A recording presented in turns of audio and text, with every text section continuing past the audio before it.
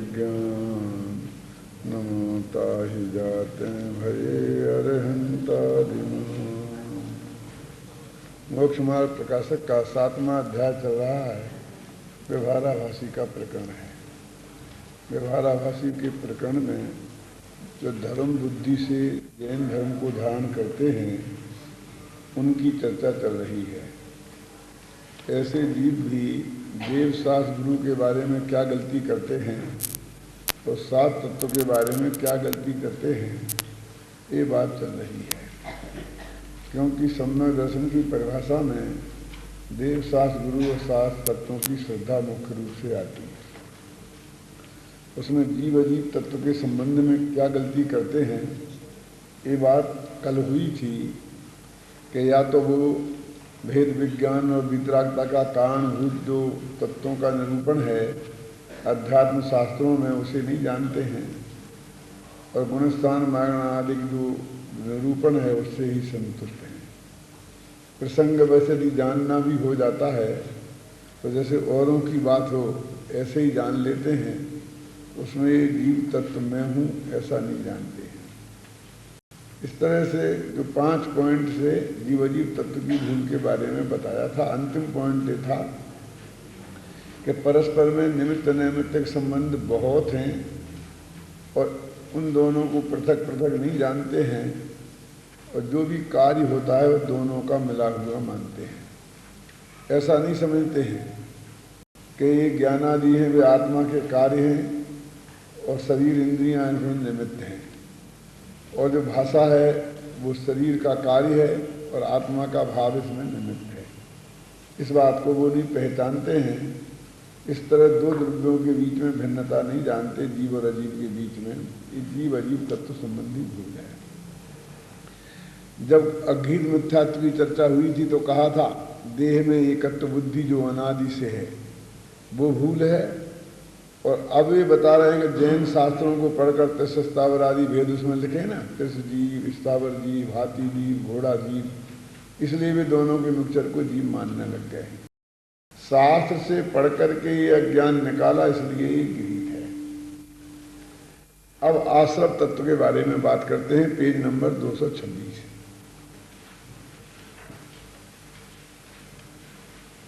आज अपनी कोशिश ये होगी कि 7 तत्वों संबंधी भूल, सम्यक ज्ञान संबंधी भूल और सम्यक चार्ट संबंधी भूल पूरी करके इस व्यवहाराभासी प्रकरण को अपन समाप्त कर दें, जिससे कल अपन सुबह उभयाभासी के प्रकरण की चर्चा कर सकें।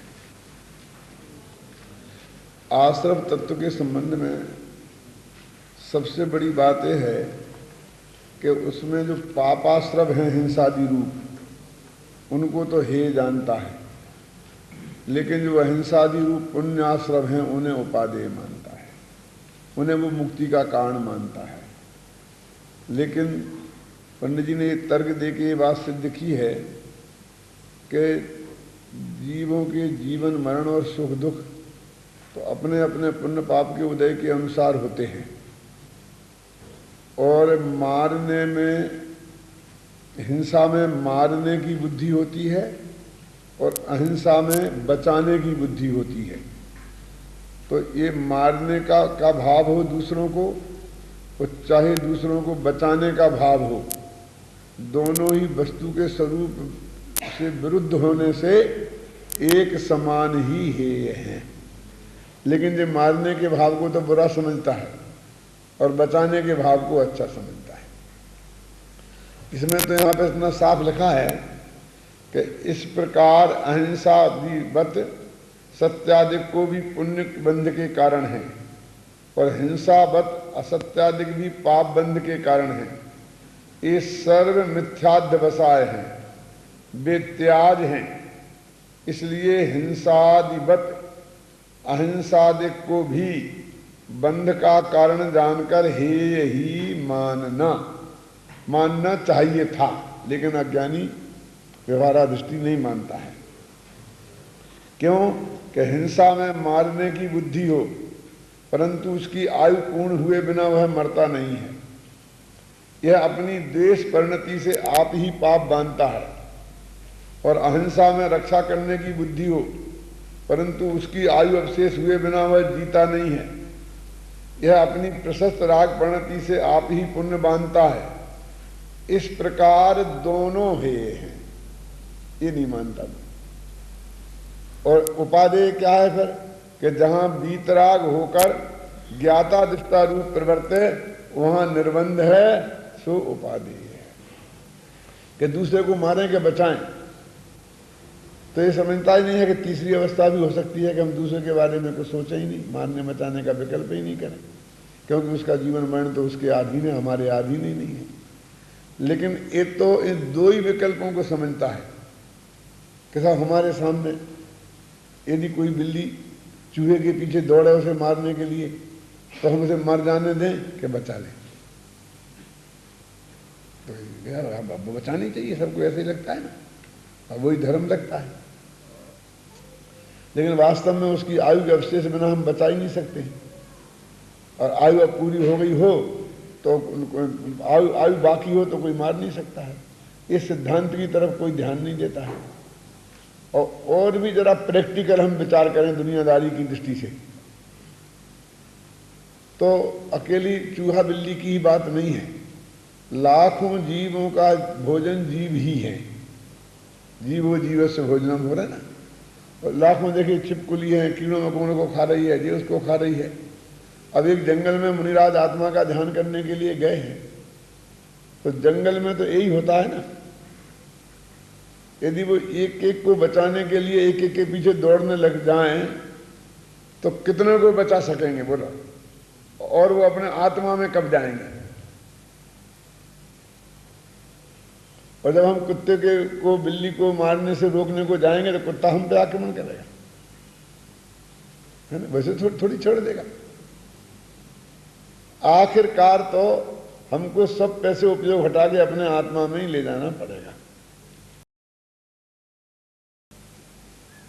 माने वो एकदम कहने में अच्छा लगता है, लेकिन वो प्रैक्टिकल भी संभव नहीं है। यदि ये होता संभव तो जो इतने चक्रवर्ती राजा वगैरह हो गए, इतने शक्तिशाली, तो उनके राज में तो कोई किसी को खा ही नहीं पाता, मार ही नहीं पाता, जैन ही राजा हो गए। क्यों? तुम उनको तो जाने दो, एक आदमी दूसरे आदमी को सता रहा है, एक गांव में ये हरिजनों के साथ तकलीफ हो रही है, महिलाओं के साथ अत्याचार हो रहे हैं, और गवर्नमेंट, सारी गवर्नमेंटें चाहती हैं कि हम उसको रोकें। इसलिए भी चाहती हैं कि भाई ये खोटे काम हैं, और ये भी जानते हैं कि यदि हमने इस हिंसा को नहीं रोक पाया तो हमारी मिनिस्ट्री चली जाएगी। दो चार लोगों की हिंसा हो गई और नहीं रोक पाए तो मिनिस्ट्री पे चली जाती है कि नहीं चली जाती। इसलिए वो पूरी ताकत लगाते होंगे कि नहीं। और सारी पुलिस सेना सब उनके पास में है, फिर भी वो उसे नहीं बचा पाते हैं। तेरी क्या शक्ति है कि जो तुम किसी को मार पाएगा कि बचा पाएगा? बोलो, इतना महासत्य अपने हाथ के रखे हुए आंवले के समान है, लेकिन इन लोगों की समझ में नहीं आता। कैसी बात करते हैं, बचाना नहीं, कैसी बात करते हैं, बचाना नहीं। बचाना तो बहुत बड़ा धर्म है, हर एक का कर्तव्य है, ड्यूटी है। तो इस तरह वो आश्रत तत्व के बारे में उनकी समझ गलत रहती है। और बाद में फिर आश्रम के 57 भेद हैं, तो उनके बारे में भी वो इसी प्रकार की गलतियां करता है। कैसे मिथ्यात्व है, तो गृहीत मिथ्यात्व को तो मिथ्यात्व समझता है, और अनादिकालीन जो अगृहीत मिथ्यात्व है उसे पहचानता ही नहीं। उसके लिए तो जान की बाजी लगा देता है ना, कि जब तक मेरे धड़ पर गर्दन है तब तक तो मैं गुरु गुरुदेव के सामने नहीं झुकूंगा। ऐसी हेकड़ी हाँकने वाले बहुत लोग मिलेंगे आपको, और बड़ी से बड़ी तकलीफ में भी पड़ जाते हैं। लेकिन देह में एकत्व बुद्धि रूपी जो अगृहीत मिथ्यात्व है, जो अनंत काल का है, उसके बारे में उनको कोई विकल्प ही नहीं है। तो कदाचित उन्होंने वो मिथ्यात्व वो कीमत चुका भी दी। क्यों? तो भी मिथ्यात्व से तो बचे नहीं। ऐसे ही दूसरा क्या है मिथ्यात्व के बाद? हिंसा। तो कहते हिंसा में तिसरो स्थावर जीवों की हिंसा का बचाव तो बहुत करता है, एक चींटी भी मर जाए तो बहुत तकलीफ होती है उसे, और होनी चाहिए, ये नहीं कहता हूं नहीं, लेकिन हिंसा में जो प्रमाद परिणति मूल है और 5 इंद्रियों के विषय के सेवन में जो अभिलाषा मूल है, उसकी तरफ उसका ध्यान नहीं है। इसी तरह वो अविरति को भी नहीं पहचानता है। कसाय है तो बाही में यदि गुस्सा आ जाए और गालियां बकने लग जाए तो उसे बुरा मानता है, लेकिन अभिप्राय में जो दूसरे को भला बुरा करने का भाव है, वो भी क्रोध है ना, अनंतानबंदी, तो उसको ये समझता ही नहीं है। मेरे तो बहुत शांत स्वभाव है, और जब हमको एक दिन गुस्सा आ जाए और गालियां हम बकने लग जाएं तो हमें खेद भी होता है, बाद में उसके लिए माफी भी मांगते हैं, प्रायश्चित भी लेते हैं, लेकिन अभिप्राय में जो अनंत क्रोध पड़ा है उसकी तरफ किसी का ध्यान नहीं है। ऐसे ही बाही चेष्टा को रोक रखा तो समझते मैंने योग को बस में कर लिया, शरीर नहीं हिले तो, लेकिन आत्मा के प्रदेशों में जो परस्पंद होता है शक्तिभूत योग, उसको वो जानता नहीं है। इसलिए आश्रव तत्व के बारे में भी उसकी गलत बुद्धि रहती है। बंध तत्व के बारे में भी ऐसा ही है। शुभ भाव को से जो पुण्य बंध होता है उसे तो अच्छा मानता है, और अशुभ भाव से जो पाप बंध होता है उसे बुरा मानता है। लेकिन दोनों ही बंध हैं और संसार के कारण हैं, ऐसा नहीं जानता है। पंडित जी ने बहुत अच्छा तर्क दिया है कि पुण्य बंधेगा तो स्वर्गाधिक मिलेंगे, तो ये स्वर्गाधिक अगले भव की भोग सामग्री है, और नरकादिक नहीं जाऊं, पाप करूंगा तो नरकादिक जाऊंगा, उसे डरता है। तो अगले भव के संयोगों से भय और अगले भव की भोग सामग्री का लोभ, तो इस भव की भोग सामग्री का लोभ तो पाप है, क्यों? और अगले भव की लोक सामग्री की का लोभ धर्म कैसे हो जाएगा? लेकिन वो उसे अच्छा मानता है। पुण्य की जो चाह है वो आगामी भोगों की ही चाह है प्रकारांतर से, वो इस बात को नहीं जानता है। और संवर तत्व में भी वही 57 भेद संवर के भी हैं। वो आश्रम के जो भेद है ना पुण्य, उसको ही संवर मान लेता है, और वीतराग भाव रूप जो संवर है वो जानता ही नहीं है। उसके जो 57 भेद हैं, जिसमें गुप्ति, समिति, धर्म, अनुप्रेक्षा, परिसर, जय व चारित्र, ये 6 मुख्य हैं। फिर 3 गुप्ति, 5 समिति, 10 धर्म, 12 अनुप्रेक्षा, 22 परिसर, जय, ये मिलाकर के 57 वगैरह हो जाएंगे, ख्याल में है ना। तो इनके बारे में भी उसका गलत अभिप्राय रहता है। अब एक एक के बारे में छोटी छोटी बात है कि मन की में से कुछ चिंतन नहीं करे तो समझता मेरा मन बस में हो गया, और वाणी से नहीं बोले तो समझता है मेरी वचन बस में हो गया, और काय की चेष्टा को रोकने की कोशिश करता है तो समझता मेरे वचन काय गुप्ती हो गई। लेकिन ये वचन वाणी का नहीं बोलना, ये नहीं बोलना, अंदर में जो वीतराग भाव जो वो पड़ा हुआ है, जो राग भाव, उसका उसे ख्याल नहीं है, देखा ना। तो काय गुप्ती के लिए बाहरी चेष्टा रोकता है शरीर को इकट्ठा, और वचन नहीं बोलता है। देखो, मन बाह्य मन वचन काय की चेष्टा मिटाए, तो ये तो हो गया क्या, काय का। पाप तीनों का हुआ ना, मन वचन का। पाप का चिंतन ना करे, मौन धारण करे। पाप का चिंतन ना करे, ये हो गया मन की बात। मौन धारण करे, ये हो गया वचन की बात। और गमनादि ना करे, ये हो गया काय की बात। इसको गुप्ती मानता है। तो यहां तो मन में भक्ति आदि रूप प्रशस्त राग के नाना विकल्प होते हैं, इनको वो नहीं समझता मेरी गुप्ती भंग हो गई। तो खोटे भाव नहीं आए तो समझता मेरी गुप्ती भंग हो गई, मैं गुप्ती पाल ली है।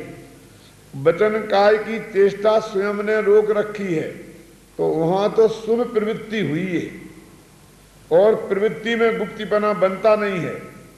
इसलिए वीतराग भाव होने पर जहां मन वचन काय की चेष्टा ना हो, वही सच्ची गुप्ती है, वो इसे जानता नहीं है। ऐसे ही समिति, इन सब के बारे में धर्म के बंधादिक के भय से, स्वर्ग मोक्ष के लोभ से, यदि क्रोध आदि नहीं करे तो समझता है मैं उत्तम समागाधारी हो गूं। लेकिन अभिप्राय में जो अनंत क्रोध बस रहा है उसकी तरफ उसका ध्यान नहीं जाता है। ऐसे अनुप्रेक्षा में अनित्यादि के चिंतन से शरीर आदि से द्वेष हो जाना उसको 12 भावना समझता है। जो वीतराग भाव रूप 12 भावना है जिसमें पर में राग द्वेष नहीं होता है, ऐसी 12 भावनाओं को वो नहीं जानता है।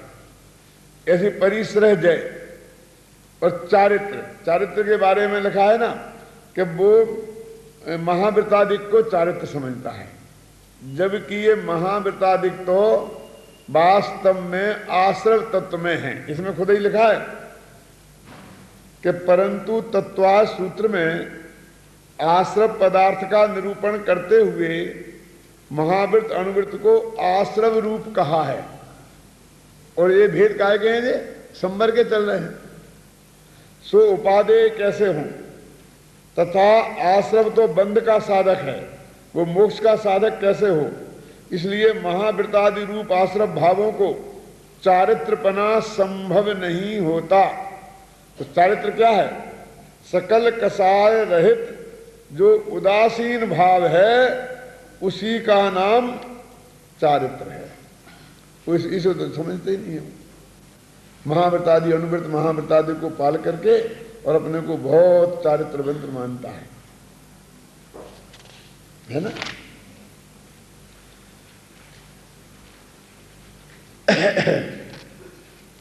यदि ऐसा है तो चारित्र के 13 भेदों में महावृतादि कैसे कहे? प्रश्न है ना पेज नंबर 230 पे कि यह व्यवहार चारित्र कहा है और व्यवहार नाम उपचार का है, सो महावृतादि होने पर ही वीतरागी चारित्र होता है।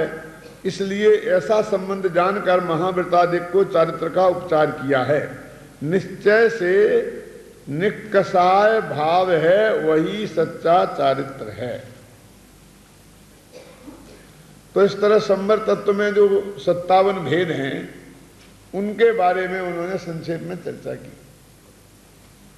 अब वास्तव में ये प्रकरण तो ऐसा है कि एक एक प्रकरण पे एक एक किताब लिखी जाए, है ना। बहुत से भाई मेरे से कहते हैं कि मोक्ष मार्ग प्रकाशक को पूरा कर दो। अभी एक चिट्ठी आई है नागपुर से और जिसमें 10, 20, 50 आदमियों के हस्ताक्षर हैं कि आप जरूर पूरा करो, ऐसा करो, ऐसा करो। टोडरमल जी के दिमाग में तो क्या था, ये तो टोडरमल जी जाने के सर्वज्ञ जाने, अपन ने भी कल्पना तो की है, लेकिन मेरी दृष्टि में ये कितने महान विषय हैं कि ये जो 57 प्रकार के, 5 प्रकार के, 6 प्रकार के जो आपने संवर तत्व की बात सुनी ना, 10 धर्म, 12 भावना, 3 गुप्ती, 5 समिति, तो इन पर एक एक किताब लिखी जा सकती है। और ये बात मैं वैसे ही नहीं कह रहा हूं, कहता तो लोग मानते कि भाई ऐसी गप ठोकते हो। अब 10 धर्म पे अपन ने एक किताब लिखी ही है ना, और 12 भावना पे भी एक किताब लिखी है, दोनों किताबें आपने देखी हैं। तो यानी एक एक में कितनी गुंजाइश है आप ये समझ लीजिए।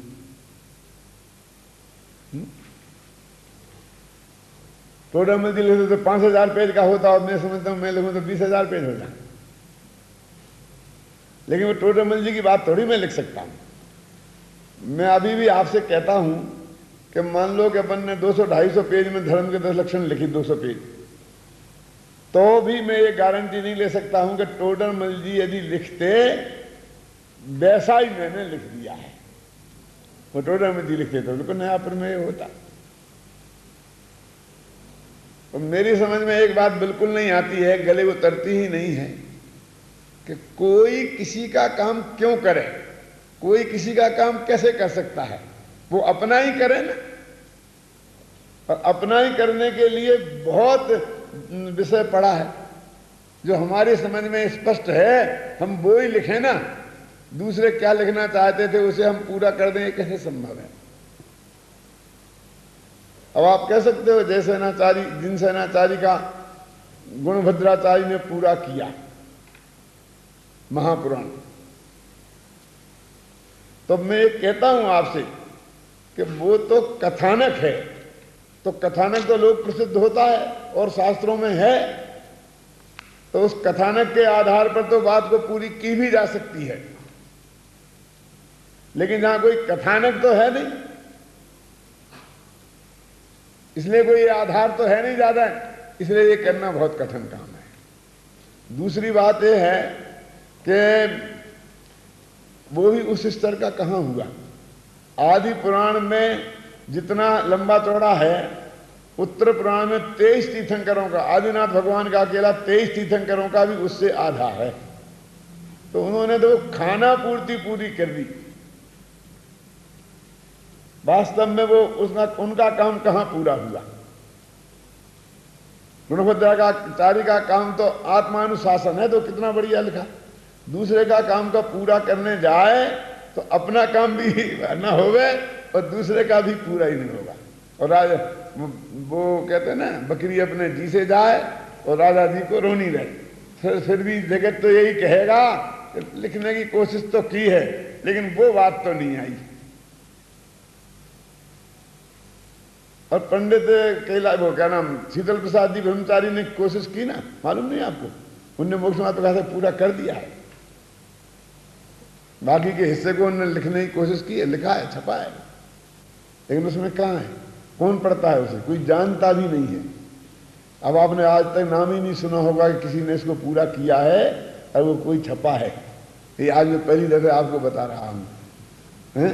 और मैंने भी उस किताब को बहुत दूर से ऐसी देखी थी और पूरी पढ़ी नहीं है, क्योंकि मेरे पास वो उपलब्ध नहीं है, लेकिन कहीं देखी थी ये ठेब है किताब पूरी उनने की, तो पूरा होने की बात समझ। यानी इसमें इतनी विषय वस्तु है कि अभी हमें आध घंटे 15 मिनट के व्याख्यान में इसको कैसे बताएं एक एक के बारे में, बल्कि जल्दी जल्दी भागने के चक्कर में जितना स्पष्ट होना चाहिए वो भी स्पष्टीकरण नहीं हो पाता। सीधी सच्ची बात यह है कि वे 7 तत्वों के बारे में जैसा गहरा चिंतन अध्ययन होना चाहिए वो उनके नहीं होता है, और वे बाह्य प्रवृत्ति में ही इन तत्वों को मान लेते हैं और उसका जो अंतरंग अभिप्राय है वो उस तक नहीं पहुंचते। पंडित जी ने इसमें भी लिखा है, देखिए निर्जरा तत्व की बात है ना, उसमें उन्होंने लिखा है कि इसका विस्तृत वर्णन हम आगे करेंगे, ऐसा लिखा है, लेकिन नहीं कर पाए।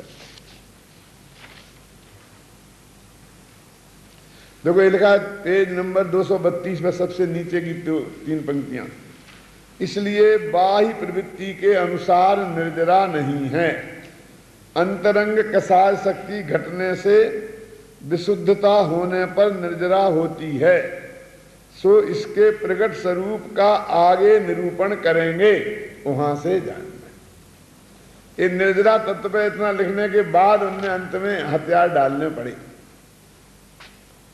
बात कैसी थी कि तपसा निर्जरा, तपस से निर्जरा होती है, शास्त्र में ऐसा सूत्र है। और अनशन आदि तप है, सो बस मन माने जैसे भी हो, अब भूखे रह करके और समझते हैं कि हमने निर्जरा कर ली। सबसे पहले फंडामेंटल भूल तो ये है कि संवर होने के पहले निर्जरा होती नहीं, और सम्मा दर्शन हुए बिना संवर होता नहीं। ये तो आप सब लोग जानते हैं कि जब पहले गुणस्थान में से निकल के चौथे गुणस्थान में आता है तो 41 प्रकृतियों का संवर होता है, उसके बिना निर्जरा होती नहीं। और तप किसको निर्जरा का कारण मानकर और उपवास माने तप, उपवास में तप, और लोग 10-10 दिन के उपवास ठोक देते हैं। अब वो और उसे अपने समझते हैं कि हमने निर्जरा की और वो तपश्चर्या की लोगों ने, और तपस्वियों का सम्मान होगा क्षमा वाणी के दिन, और मुख्यमंत्री आएगा और उनका सम्मान करेगा तपस्वियों का। तो क्या करें कि कोई सुनने को तैयार है? उन्हें पूछो उन्हें सम्मदर्शन है क्या नहीं, तो सब ही बड़ी सरलता से कह देंगे भैया सम्मदर्शन हम क्या जाने क्या होते क्या चीज है। और फिर वो अनशन भी, तो अनशन में भी अकेली रोटी त्याग दी और बस उसी का नाम उन्होंने अनशन मान लिया। टोडरमल जी ने थोड़ी सी चर्चा की तपों की निर्जरा के तत्व के संदर्भ में, तो ये एक कोट किया, देखो पेज नंबर 231 पे कि कसाय विष आहारो त्यागो यत्र विधीयते विज्ञेयम उपवासा स विज्ञेया शेषम लंघन कम विदु। कि कसाय और 5 इंद्रियों के विषय और आहार, इन तीनों का त्याग जहां होता है उसे उपवास कहते हैं, और जहां अकेला भोजन छोड़ा जाता है उसे तो लंघन कहते हैं। लिखा नहीं। और कसाय और विषय का अर्थ क्या है? वो 4 प्रकार की इच्छाएं पड़ी थी ना, तो विषय माने वो जो 4 प्रकार की इच्छाओं में अपन ने पढ़ा था कि इंद्रियों के माध्यम से पर को जो जानने का भाव होता है ना, वो भी विषय है, उसका भी त्याग ख्याल में है ना। और कसाय का त्याग तो ये तो होता नहीं है। अकेले भोजन के त्याग को आप तपश्चर्या मान के करते हैं, और आश्चर्य तो ये है कि वे अपने में फूले नहीं समाते हैं, समाज उन्हें महान मानता है, और बाकी जिसने नहीं कर पाए हों उपवास तो उसे इतना तुच्छ गिनते हैं कि पूछो ही मत। ये माताएं बहनें ना, महिलाएं, इधर व्रत उपवास कुछ ज्यादा ही करती हैं, 10-10 दिन के नहीं तो 1-2 दिन के तो कर ही लेती हैं, और पुरुषों की प्रवृत्ति ऐसी होती है कि वे बहुत कम करते हैं।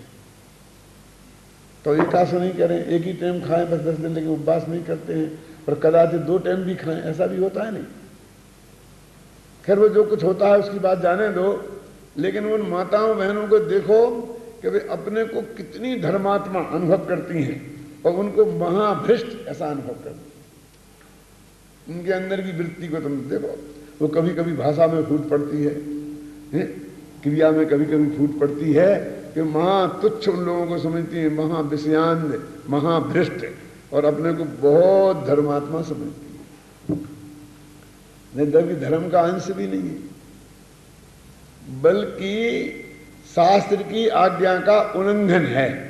क्योंकि शास्त्र में क्रम है ना, पहले सम्यक दर्शन होता है, फिर सम्यक ज्ञान होता है, फिर सम्यक चारित्र होता है, फिर बाद में तप का नंबर आता है। संयम और तप में अंतर जानते हो? मुनि अवस्था में जिसे अनिवार्य रूप से पालना हो उसका नाम संयम, और जो ऑप्शनल हो उसका नाम तप। तो मुनि के लिए भी जो ऑप्शनल है उसका नाम तप है। अरे यहाँ पर सम्यक दर्शन नहीं, ज्ञान नहीं, चारित्र नहीं, कुछ नहीं, और बस अकेला तप। वो भी क्या 12 तप में से 9 तप के तो 12 तप के नाम भी नहीं जानते, उपवास शब्द का अर्थ ही नहीं जानते, बस अकेले भोजन को छोड़ दिया, और उसको तो कहते हैं लिखा श्रृंगार आदि करके बैठ गए, जिसका सर्वथा त्याग होना चाहिए, और वो अपने को उपवास मानते हैं। तो इस तरह से यहाँ ऐसा लिखा ना, पेज नंबर 230 पर नीचे देखो, आहारादि रूप अशुभ की इच्छा तो दूर होने पर तप ही होता है, परंतु उपवासादिक व प्राश्चितादिक शुभ कार्य हैं तो इनकी इच्छा तो रहती है। समाधान, ज्ञानी जनों को उपवासादिक की इच्छा नहीं है। कितना लगा साहब देखो, ज्ञानी जनों को उपवासादिक की इच्छा नहीं होती, एक शुद्धोपयोग की ही इच्छा है। उपवास आदि करने से शुद्धोपयोग बढ़ता है, इसलिए उपवास आदि करते हैं। यदि उपवास आदि से शरीर या परिणामों की शिथिलता के कारण शुद्धोपयोग को शिथिल होता जाने तो वहां आहार आदि ग्रहण करते हैं।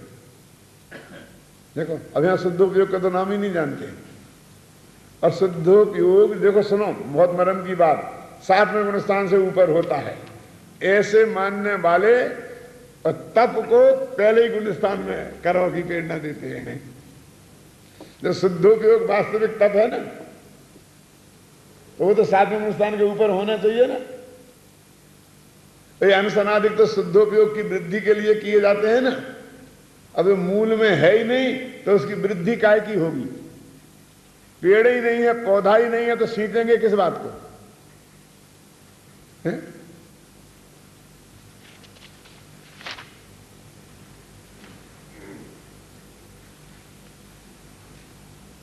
देखो इसमें लिखा है 233 पेज पर, बहुत क्या इतना समझ लेना कि निश्चय धर्म तो वीतराग भाव है, अन्य नाना विशेष बाह्य साधन की अपेक्षा उपचार किए हैं उनको व्यवहार मात्र धर्म संज्ञा है।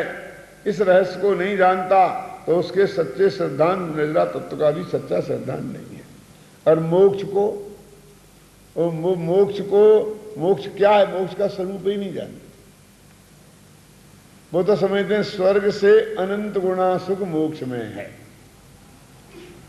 तो स्वर्ग में कितना सुख है? शास्त्र में तो चारों गतियों में दुख ही दुखों का वर्णन किया ना। तो जब स्वर्ग में जीरो सुख है तो उससे अनंत गुणा का मतलब क्या होगा? अनंत जीरो। और संसार का जो स्वर्ग का सुख है यदि वो तो विषय कसाय वाला है, और मोक्ष में सुख है वो अतीन्द्रिय सुख है। तो इंद्रिय सुख से अतीन्द्रिय सुख की क्या उपमा? तो वो कहता है शास्त्र में तो उदाहरण दिया। तो शास्त्र में तो तेरे को अंदाज लगाने के लिए, तू संसार के सुख का भोगी भी है, उसका तुझे अनुभव भी है, और तू इसीलिए संसार में है कि वो सुख तुझे चाहिए। तो बता रहे कि मोक्ष में इससे अनंत गुणा है, जिसकी बुद्धि यहां से टूट के उधर को लगे। महिमावाचक शब्द है, जबकि वास्तव में उसकी जाति ही भिन्न है। तो मोक्ष के सुख की जाति नहीं जाने तो समझ लेना कि वो मोक्ष का को नहीं पहचानता है। इस तरह उसके सातों तत्व के बारे में सिद्धांत उसका सही नहीं होता। पेज नंबर 234 के सबसे नीचे की 3 पंक्तियां देखो। इस प्रकार इसके सच्चा तत्व सिद्धांत नहीं है, इसलिए समय सार में कहा है कि अभव्य को तत्व सिद्धांत होने पर भी मिथ्या दर्शन ही रहता है, तथा प्रवचन सार में कहा है कि आत्मज्ञान शून्य तत्वार सिद्धांत कार्यकारी नहीं है।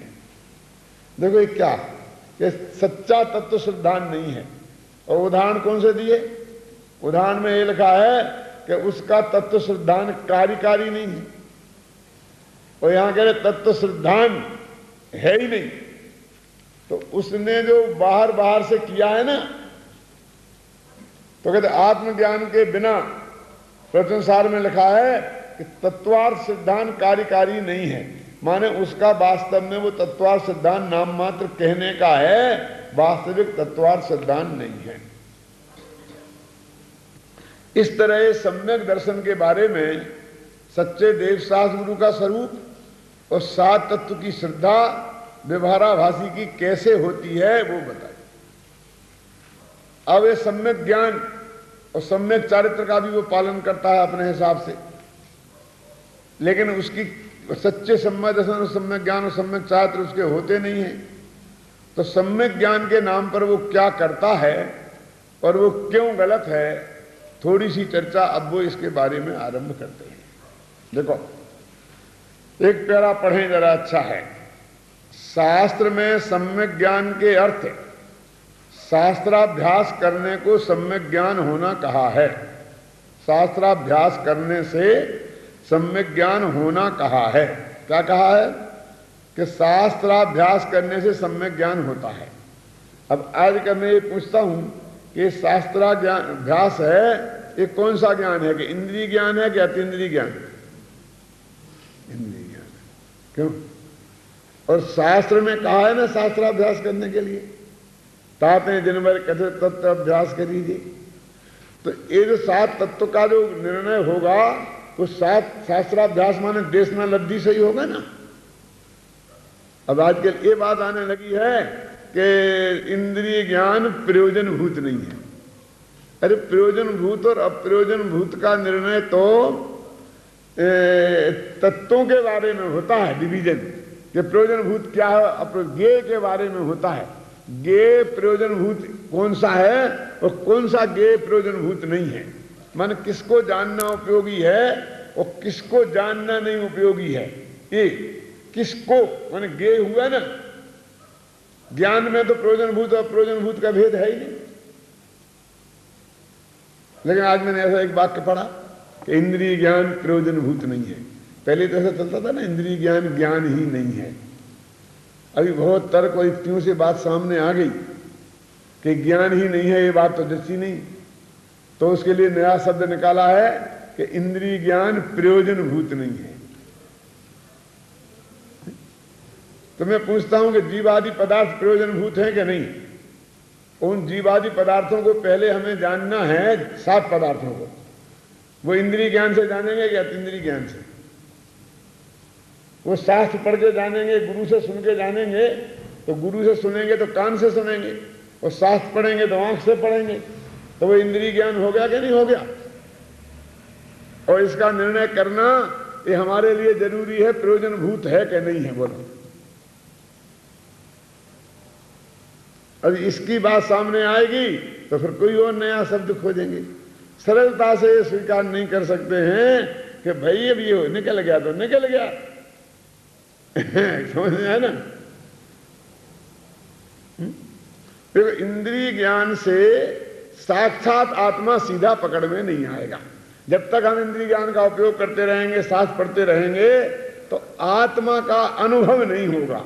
तो अनुभव के लिए वो उपयोगी नहीं है, और उस काल के लिए वो है। बस इतनी सी बात है। क्या देखो, अब वो लिखा ना उसमें शास्त्र का अभ्यास करना, इसलिए यह शास्त्राभ्यास में तत्पर रहता है। कौन? जो व्यवहाराभासी सम्यक ज्ञान की प्राप्ति के लिए। वहां तो शास्त्राभ्यास में रहता है तो अच्छा काम है। कहते नहीं, वहां क्या करता है? देखो, वहां सीखना, सिखाना, याद करना, बांचना, पढ़ना आदि क्रियाओं में उपयोग रमाता है। बस मैं समझता ये मैं करूंगा तो सम्यक ज्ञान की प्राप्ति हो जाएगी। अब वो क्रियाकांड गया, व्रत उपवास वाला और पूजा पाठ वाला, और जो जितनी चर्चा अपन पीछे कर आए ना, व्रत उपवास सब वाला। अब वो क्या है? बस पढ़ने पढ़ाने को। बस वो अपने को ये पढ़ने पढ़ाने वाले जो थोड़े लोग हैं ना, और वो क्रियाकांड से थोड़े विरक्त हो गए हैं, वे भी कुछ कम नहीं है। वो भी ये समझने लग गए हैं कि मैं चौड़ा और बाजार सकड़ा। वो भी ऐसी बातें करते हैं कि धर्मात्मा तो जगत में बस हम ही हैं, सारे भारतवर्ष में बस हम ही लोग हैं जो हैं 10, 20, 100, 200, 500, 1000 आदमी के जो शास्त्र का स्वाध्याय करते हैं, वे ही हैं, बाकी तो सब गड्ढे में ही पड़े हुए हैं। ये बात सत्य हो सकती है कि बाकी गड्ढे में पड़े हों, लेकिन ये भी सकता है कि तुम भी और हम भी गड्ढे में ही पड़े हैं। देखा क्या लगा? देखो, परंतु प्रयोजन पर दृष्टि नहीं है। अरे ये सब जो स्वाध्याय करने के लिए था, वो तो आत्मा के जानने के लिए था। देखो, अभी अंदर का एक एक बात खोलने वाले हैं। ये सब सीधी आप लोगों पर, हम पर ही लिखी गई बात है। क्या लिखते हैं? पर इस उपदेश में मुझे कार्यकारी क्या है सो अभिप्राय नहीं है। स्वयं शास्त्राभ्यास करके औरों को संबोधन देने का अभिप्राय रखता है। मैं इसमें समझ लूंगा, ऐसा समझाऊंगा, ऐसा समझाऊंगा, ऐसा समझाऊंगा, ऐसा समझाऊंगा। हम पहली दफे सोनगढ़ गए तो स्वामी जी वहां चलता था, पुरुषार्थ से ही मोक्ष प्राप्ति संभव, एक प्रकरण चलता था। राम जी भाई पढ़ाते थे। तो मेरे को ऐसा विकल्प आता था वहां कि अपने पूरा का पूरा ऐसा जाकर के अपने गांव में अशोकनगर में ऐसे ही कैसी क्लास चला के ऐसा पूरा का पूरा बता। तो कभी कभी सोचने में 10-5 मिनट उपयोग उसमें ही लग जाता, तो तब तक बहुत सी बातें निकल जाती। तो फिर बाद में झंझलाहट होती, ये क्या पागलपन है? ये जो समझाने के विकल्प ने समझने में ही बाधा खड़ी कर दी। क्यों? फिर उस वक्त हमने वहां से लौट के आए तो पूरा प्रकरण वैसा ही का वैसा महीने भर में चलाया। वहां चलता था, राम जी पढ़ाते थे, वैसा पढ़ाया वहां करके। तो ये पकड़ लिया टोलरमल जी ने अपन को यहाँ, कि जब जब उसके ज्ञान का अपने आत्मा के कल्याण के लिए तो नहीं, फिर ऐसा समझाऊंगा, फिर ऐसा बताऊंगा। देखो, इसे पेन लेके बैठते हैं ना फटाफट, कोई तो तुमको अन्ना जी ने बैठाया, घबराना नहीं। लेकिन कोई उदाहरण आया तो फटाफट नोट कर लेते हैं। क्यों? मैं ये उदाहरण देके समझाऊंगा। वहां पर वही अभिप्राय ज्यादा काम करता है। तुम्हारा पेन चलता है ना, उससे मैं समझ जाता हूं कि तुम्हारी रुचि कहां है, तुमने कौन से पॉइंट पे तुम्हारा डंक चला।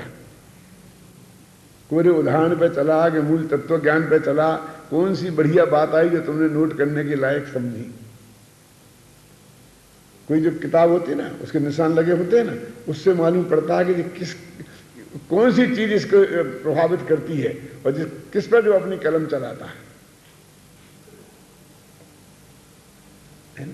तो लिखा ना, पंडित जी ने पकड़ लिया कि संबोधन देने का अभिप्राय रखता है और बहुत से जीव उपदेश माने तो वहां संतुष्ट होता है। 500 आदमी सुनने वाले थे, 200 आदमी थे, इतने थे, इतने थे, इतने थे, ऐसा ऐसी गलगलियां अंदर में छूटती है जैसे मोक्ष हो गया हो उसका। क्यों जी? 500 में 25 सुन रहे होते तो तेरी विद्युतता कम हो जाती, तेरा ज्ञान कम हो जाता, तेरे आत्मा के कल्याण में क्या विघ्न हो जाता बोलो? यानी वो तेरे तत्व ज्ञान की बात अधिक लोग सुने तो अधिक संतुष्टि होती है। देखो, ये तो माफ के काबिल अपराध है। क्यों है माफ के काबिल अपराध? अपराध तो है कि भाई हर एक आदमी को ये भावना होती है कि जो तत्व ज्ञान मुझे मिला है वो सारा जगत जान है, और इसी में से तो तत्व ज्ञान के प्रचार का रास्ता खुलता है। लेकिन पंडित जी ये कहते हैं कि वहां कदाचित कम श्रोता मिले तो खेद खिन्न होता है, फिर तकलीफ तो ये हो जाती है खड़ी। आगे लगा ना, परंतु ज्ञानाभ्यास तो अपने लिए किया जाता है और अवसर पाकर पर का भी भला होता हो तो भला पर का भी करे। देखो, इस प्रवृत्ति का निषेध तो नहीं किया ना, लेकिन अंदर का चोर पकड़ के और तेरे को चोर निकालने की कोशिश की। उनने ये नहीं कहा कि दूसरों को नहीं समझाए, लेकिन जो तेरे को ये रस है, समझाने ही समझाने का रस है, और अधिक लोग समझें तो ज्यादा संतुष्टि होती है और कम लोग समझें तो संतुष्टि नहीं होती है। अरे भाई, ये उनके भी पुण्य पाप का योग है ना। ऐसी बढ़िया तत्व की बात सुनना उनके भाग्य में ही नहीं होगा तो तेरे विकल्प से क्या होता है? अकेले मेरे विकल्प से सारा जगत सुनेगा? इतना गंभीर तत्व ज्ञान सुनने की पात्रता उस जीव में भी चाहिए। इसलिए संख्या की कमी का कारण सिर्फ मेरी कमी नहीं है, मुझ में कमी नहीं है, बल्कि वो तो जीवों का स्वरूप। उसमें क्या तेरे को विकल्प आया, तूने कह दिया 25 ने सुना बहुत बढ़िया, 50 ने सुना बहुत बढ़िया, नहीं सुना तो बढ़िया। तेरे को तो कोई नुकसान उसमें हुआ नहीं।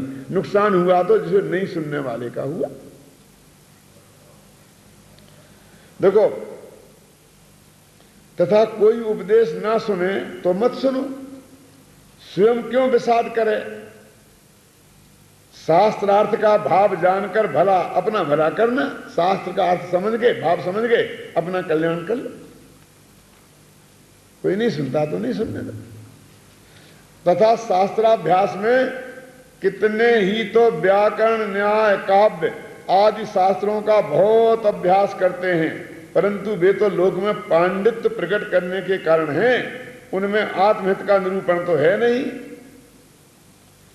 इनका तो प्रयोजन इतना ही है कि अपनी बुद्धि से बहुत हो तो थोड़ा बहुत इनका अभ्यास करके पश्चात आत्महित के साधक शास्त्रों का अभ्यास करना।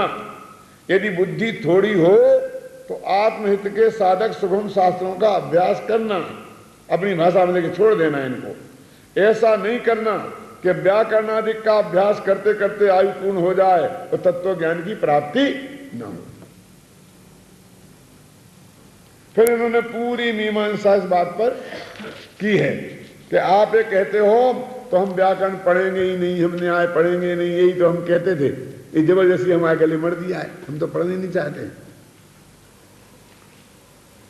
तो देखो 236 पेज पे, तथा व्याकरण के बिना शब्द का अर्थ यथावत भाषित नहीं होता और न्याय के बिना लक्षण परीक्षा आदि यथावत नहीं हो सकते।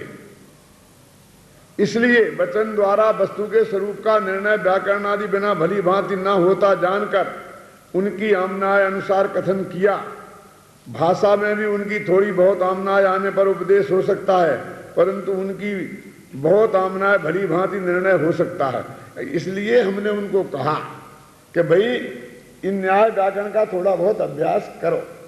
माने एकांत कहीं नहीं है, और अपने विवेक, बुद्धि और शक्ति और उम्र, इन सब पर वो निर्भर करता है। नई उम्र है यदि, तो सारी जिंदगी हम न्याय और व्याकरण और न्याय के शास्त्र के बिना बड़े बड़े आचार्यों की से सीधी बातें ही नहीं कर सके। कुंद कुंद की भाषा को, अमृतचंद की बात को हम सीधी सुने ही समझ नहीं सकें, इससे बड़ा दुर्भाग्य क्या होगा। साल 2 साल व्याकरण में जाते जाने दो, न्याय में जाते जाने दो, तो सारी जिंदगी आनंद लेना। और अब बुढ़ापा आ गया हो, अब स्मृति भी काम करती नहीं है, और अब न्याय व्याकरण में लग जाए, और जब तक अमृतचंद की बात सुनने के लायक होगे तब तक रहोगे कि नहीं रहोगे इसकी गारंटी नहीं है। तो फिर कहते भाषा में जो उपलब्ध है उनसे ही अपना काम चला। तो ये तो हर एक आदमी को अपना अपना निर्णय करना पड़ेगा। उपदेश दाता तो तुम्हारी कम उम्र देखेगा, बुद्धि तीव्र देखेगा, तो यही बताएगा कि तुम न्याय व्याकरण का अभ्यास करके फिर करो। और यदि आपको बुढ़ापा देखेगा और कम समय मिलता है तो ये कहेगा तुम इस चक्कर में मत पड़ो। अब हो सकता है कि आप 60 वर्ष के हो और आपकी बुद्धि बहुत अच्छी हो, दिन भर समय बहुत अच्छा हो और आप कर सकते हो तो करो। वही 24-25 वर्ष का भी है और धंधे पानी में 8-10 घंटे निकल जाते हैं, आधा घंटा स्वाध्याय को मिलता है, तो 25 वर्ष वाले से भी कहेंगे कि तुम न्याय व्याकरण के चक्कर में क्यों पढ़ते हो, स्वाध्याय करो। उम्र से कोई मतलब नहीं है। ये तो हमें अपने में खासकर, जैसे मान लीजिए कि 50 वर्ष के आदमी हैं और ब्रह्मचारी हो गए और घर बार छोड़ के 24 घंटा इसमें ही लगने लग गए और बुद्धि अच्छी है, तो क्यों नहीं पढ़े? 50 वर्ष क्यों नहीं पढ़े? ख्याल में आए ना। और आप मान लीजिए कि नई उम्र है और घंटा आध घंटा ही निकालना मुश्किल है, तो फिर क्यों उसमें खराब करें समय? तो ये बैलेंस से उन्होंने सब बातें कही।